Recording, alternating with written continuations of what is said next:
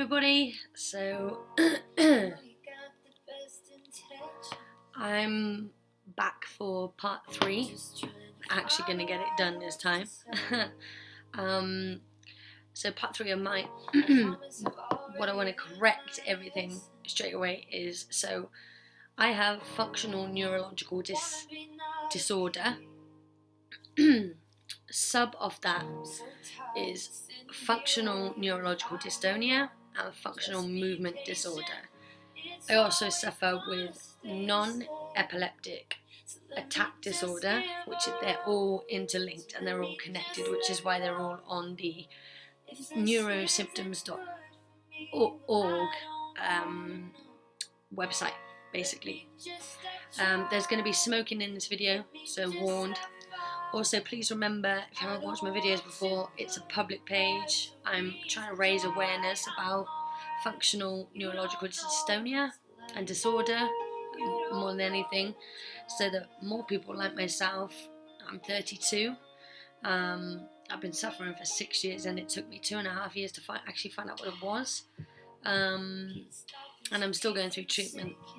I've got a long way to go, but I've come a whole way, and that's what I'm sharing and doing with this blog to help you guys. So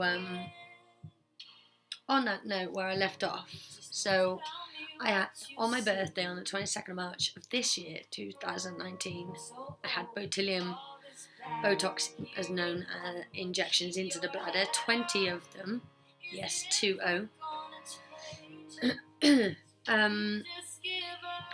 And so far 3 months has gone, and my leakage is completely cut down to this 80% easy. I've had no infections in 3 months. It's just incredible. I'm obviously still doing my cognitive therapy exercises when I can. I did, as you saw with the op on the 29th of May, went to the day case place where you go to have day surgeries, where I went to have my original surgery in 2013, July the 5th, and I had to sit there for 2 hours. I didn't have my meds. There was an emergency. It wasn't their fault. And when I got in there, I was ticking already. It wasn't my regular consultant.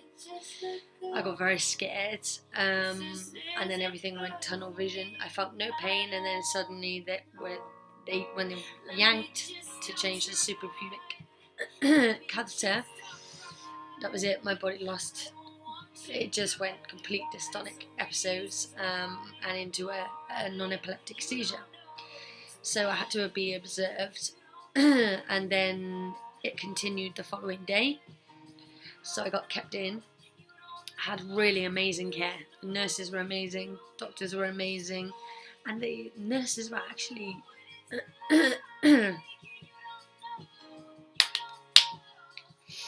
the nurses actually this time that knew me were just looking it up on the internet. They were doing different stuff. It was amazing to see. And then when I kept saying to everybody, I can't believe they've changed towards me, I got the answer, no, you've changed. And I thought, yeah, I have.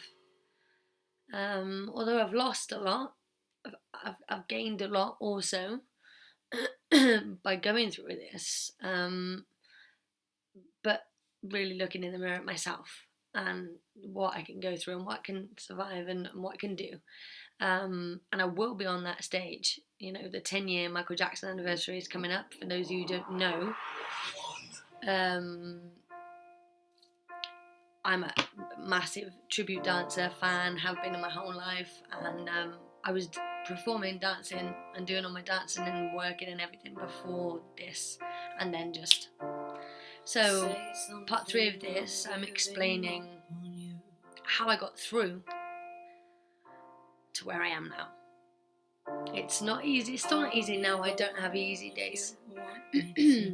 I still have bad days. I still have days where I lock myself away from everyone. Everyone. I don't want to speak to anybody. Yeah. It's so 6 years this year. Now every functional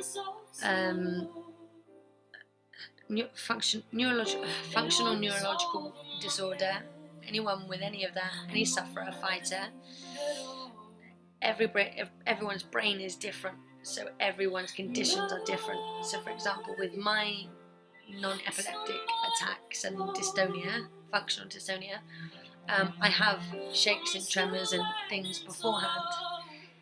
The other 50% of that just fall to the floor and they're just staring. And if a hospital's not educated on this, they can't do it. There's nothing they can do. So yeah, it's hard. It's really hard. But we have to educate them. And they are doing the research. I'm hearing it more and more around me. I'm like, huh? So it's a good thing. And the pain I went through was worth it. So, cigarette alert. Ticking. Nervous laugh.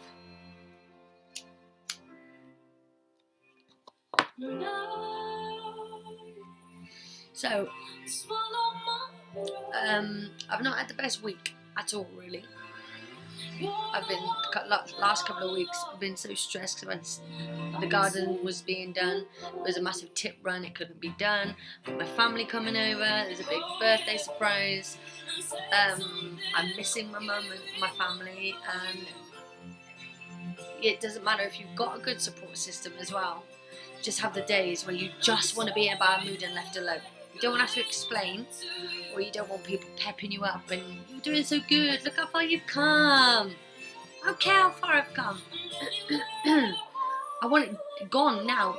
I'm 32. I want it gone now, and I want to be on that stage, and I want to be living my life again.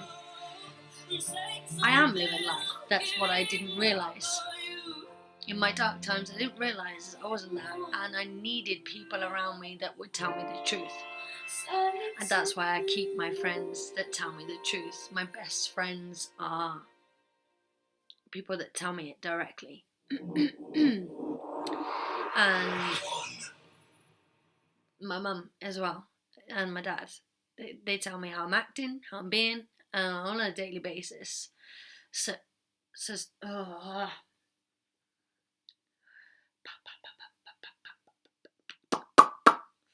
yes, it is hard. I've been there. I felt sorry for myself. There's only one person though that can help. Hate to quote Michael Jackson, but Man in the Mirror is kind of, yeah.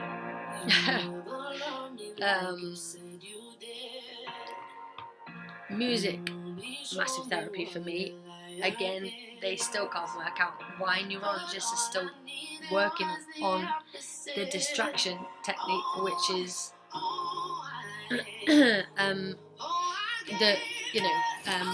like playing my guitar, listening to my music, singing.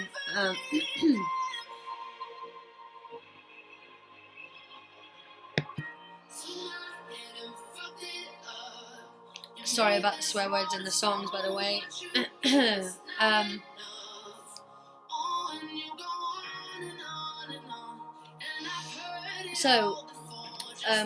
As I said, I had a lot of health psychology because up here I kept thinking I was 26. Kept going to pubs and acting like I was 26 years old. Oh, well, I'm out. I may as well get smashed. What? No, you don't do that at 32? And you certainly don't do that with what the medication I'm on and, you know, what's going on. So I had a big wake-up call. And reality check. I needed it. You need someone to give you a reality check. And go, actually, do you know what? I had a bad day today. And you also have to give yourself a talking to. I had a bad stuff today, but do you know what? Tomorrow, it's gone. It's a new day. And if it's still half bad, just make the positive out of it. I really believe in that. I believe this healthy and the fight you have, yeah, you'll still have days where you do not want to get out of that bed. You want that quilt over your head. You don't want to see anyone. You don't want to do anything. But if you don't, you're going to miss your life. And as much as it hurts and affects your life, you push through the pain, you're going to see life. And trust me, before, I used to come back here sometimes when my friends would drop me off when I was wheelchair bound. Even though I still have to use the wheelchair, you know, this isn't sorted yet. The bladder isn't 100%. The bowel, it hasn't even been started treatment. The endometriosis needs relooking at. I've got so many other things. It all goes round and round and round. But you know what? There's people worse off and there's people dying, and I get that. And yeah, you're allowed to have days where that doesn't matter. You're allowed to have days anyway. Everybody struggles. Everybody struggles. And nobody's perfect. So first of all, get that in your head. And don't give up. Don't give up. Please don't give up. I don't care how old you are. Don't give up. There's people out there, there's groups out there now. There's more awareness and there's more fight knowing. So my mum and dad had to go to Ireland in 2015 without me. And they went. We'd never been apart. So I had to have carers when I was bedbound. I've not had carers now for 2 years. But saying that, the support system I've got and my mum and dad, when they come over, and my best friend and other friends, they look after me too. But then you feel like a burden. It's so hard because it's a catch-22. And it's so lovely what they do and they offer and they understand. They do understand because they know me.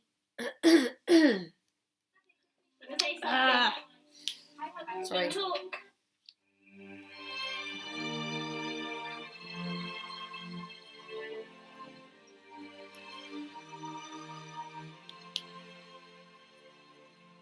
Same eyes, complexion, no love. It's just crazy that it's nearly been 6 years.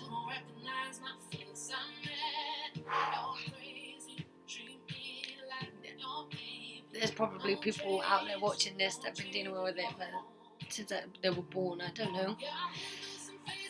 But this is my journey. And wow, I was at a low point. But this time when I was in hospital, the more understanding I had, I was looking at doctors and nurses that hadn't believed me and had never heard of any such thing. And this time they were more receptive to my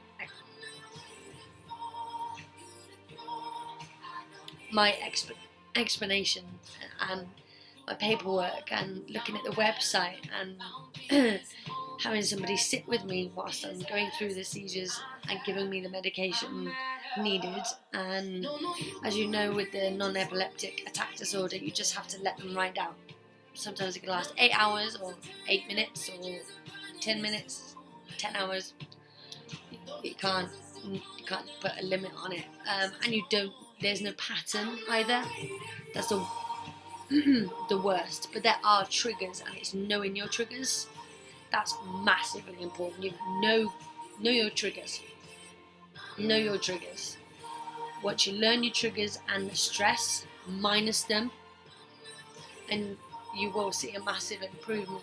And make sure you're going to the epilepsy team and the nurses and getting the right advice and keep going to the GP, keep going on. I know I keep saying it, but if you don't keep pushing, you won't get the help because only you can do it. And do you know, someone that became my best friend that I could ever ask for or ever need said that to me when I barely knew her. And she was right. My mum kept saying it to me. Only you can do this, Amy. No one else can do it for you. Oh, what? Because then having the carers, I got quite reliant. And can't be bothered. Having a shower? No. Want any food? No. Coffee? Meds? Back to bed. No, I still need rest days. Rest days are still important. If you're bad, rest. I'm not putting medical advice on here. It is my journey. So don't follow my instructions. I'm giving advice. And that's all I can do. Whoa, it's weird that this has just come on. Okay, so I don't know if I'm going to be able to do this with it. Yeah, it's okay.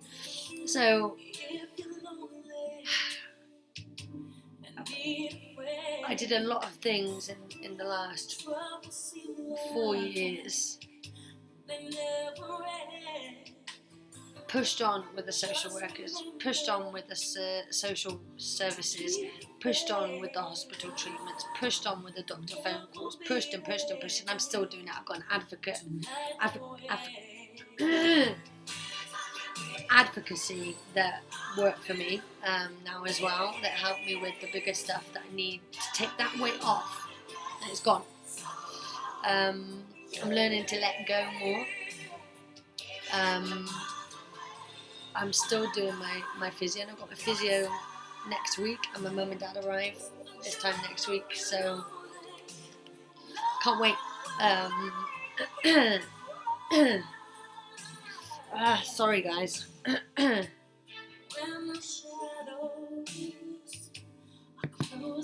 So I know what it feels like to be so low you can't go any lower. Not once did I want to take my life, that's not what I mean. But sometimes I did think it would be better not to even be here. I mean, I was even asking for a hysterectomy at one point because it was my endometriosis operation that kicked this all off in the first place. So it was like, well, let's get rid of that, then the bowel should carry on, the bladder might go back to normal. But I'm 32, I'm single, I'm just starting to look after myself. I keep being told I can't have children because of my endometriosis and stuff, and age now. But I'm not going to keep listening to that. Block that out. Focus on the positive, minus the negative. Go on. Next hurdle. And that's what I keep doing. And whenever I'm down, I do get back up eventually. If it takes a couple of days, it takes a couple of days. You know? So, yeah. I've had many people help me, and I thank you all for having a hand in that if you're watching this. And I still thank all my friends now that are with me, by my side, the ones that have just stayed, because when people don't believe it and don't understand and they have enough of it, if you don't like yourself and you don't love yourself, how's anyone else gonna? You know, so big questions come up and you really have to push through. I'll be honest with you. You know, sometimes I can come back from the GP thinking, she wasn't in the best mood today, she didn't really understand it, and I'm feeling like rubbish. She's got loads on her plate. Like, it's not all about me. And it's not all about you, who I'm talking to, about the sufferers, you know. And you got to remember the people around you, the effect it has on them. I can't help but feel like a burden a lot of the time to my friends, because they know what to look out for if things go wrong, you know, and it hurts because I don't want to be a special case. But then I make a joke about it, and I'm like, yeah, I'm a special friend. You know, which is true. It's a special thing I've got. So you've got to really take the negativity away from it, because you won't look past it. And it's fine researching and getting advice, but don't obsess about your illness either, because that's just as bad. I made that mistake. and I lost a lot of friends because of that. I got so wrapped up and obsessed in my illness that I didn't know what day of the month it was, or day of the week, missing birthdays, missing important events, I've missed so much in the last 6 years, but there's nothing I can do about it. There's nothing I can do about it other than let it go.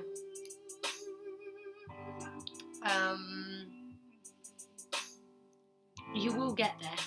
I know you all will. I have dodged bullets with this because I don't like talking about my 6-year journey. One day maybe I will properly, in depth. I have given it you briefly.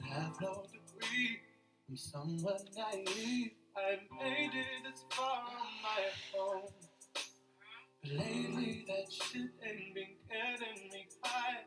I lift up my head and the world is on fire. It's still too painful. But I have forgiven a lot, and I've worked through a lot. I just want to be seen as normal. And the people that do see me as normal I've got in my life, and the people that don't, fine. Don't.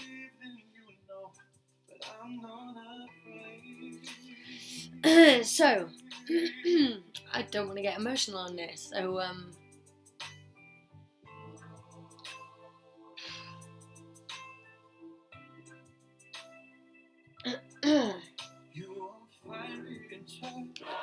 I've had a lot of hurt, I've had a lot of punches, I've been knocked to the floor more than once. But you know what? I got back every time, back up. What are you going to do next? Because the illness is worse than what? All of everything else, all that he said, she said, we said, all of what they're writing about me, what they're saying about me. I don't care anymore. I know what's going on. My consultants and professors in London know what's going on, and it's on paper, and vice versa with my neurological condition. So I'm not going to care anymore. And that's a big thing you've got to try and do, is to try and not care what people think. Because some days you're better than others. But there's other illnesses that are like that as well. There's people that are dying that are like that. And I'm not dying. Far from it. I'm going to grab my life back, and I was hoping that this year I had an expectation, and that's the biggest thing. Don't do that to yourself.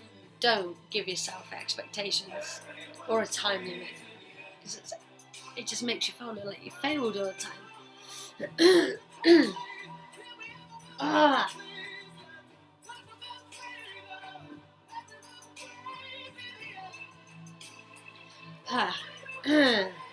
I turned to my faith. I did turn to God a lot, and Jesus, and the Bible. Still do. Very much so. And I find that helps me. Music calms me, guitar playing calms me, singing calms me. It's hard, as we all know as sufferers, it's very hard for us to stay on one subject and to sit and watch a film or sit and watch a series, but you can do that, and if you try and encourage your brain to do that, you'll depends what stage you're at, and what treatment you're having and what's going on. So I keep skirting a lot because I just don't want the emotion of the 6 years, so I'm not going to go into it deeply. The thing is, this is me now. If you watch a video on my Facebook page, you'll see, there's a link on here somewhere, or if you type my name in, you'll see that I wasn't like this. So I've come a massive, massive, massive way, and that's what you have to do, one day at a time. Seriously guys, one day at a time. I will do a proper video soon, but I can't. I've tried so many times, I've done so many recordings, and I've really tried, and I can't.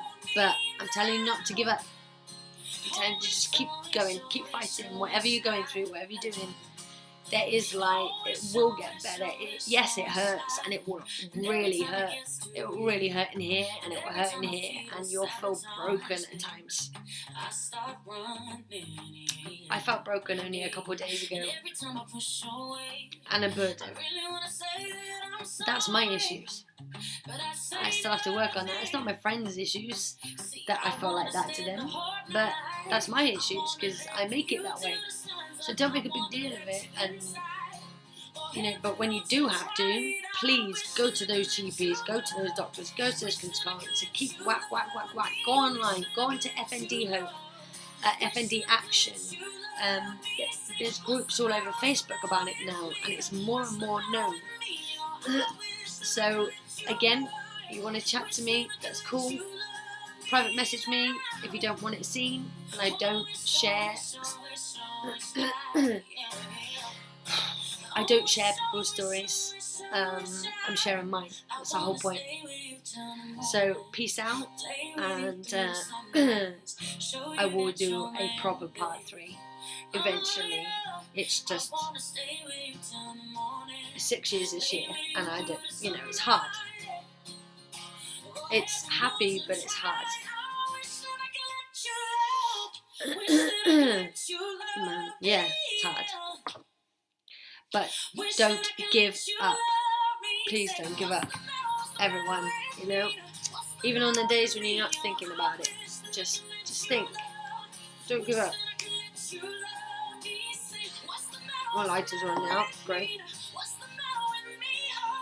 As I said, just keep going. Keep going forward. If you're driving a car and you're looking back and you're looking in the rearview mirror constantly, what's going to happen? You're going to crash that car because you're looking back too much. Don't do it. Don't do it to yourself, because it puts you in such a bad place. Focus on the here and now.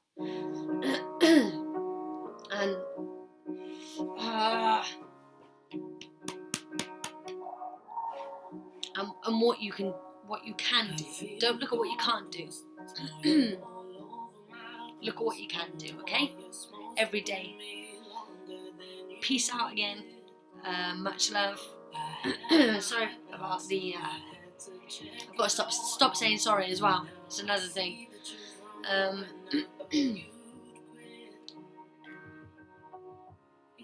You'll all be okay. It will all be okay in the end. There's hope.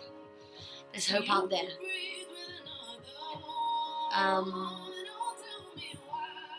And yeah, just keep going. You'll be alright. You'll be alright. So I gotta wrap this up now, because yeah, I'm taking too much. Because I don't want to go there. It's not just that I don't want to go there.